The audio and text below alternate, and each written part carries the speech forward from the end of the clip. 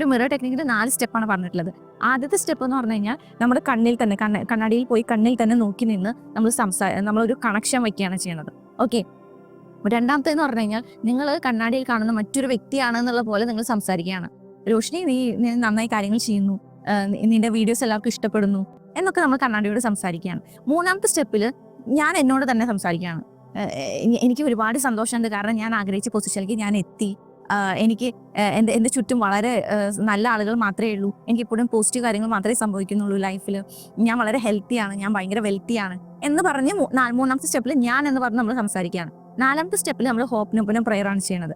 ഈ എൻ്റെ present situation, ഈ ലൈഫിൽ നടക്കുന്ന എല്ലാ സിറ്റുവേഷനും 100% ഞാൻ തന്നെയാണ് ഉത്തരവാദി. I am sorry, please forgive me, thank you, I love you. ഈ 4 സെന്റൻസ് നമ്മൾ പറയുകയാണ്. ലാസ്റ്റ് ആയിട്ട് നമ്മൾ ആക്ട് ചെയ്യാണ് ചെയ്യണം. ഓക്കെ.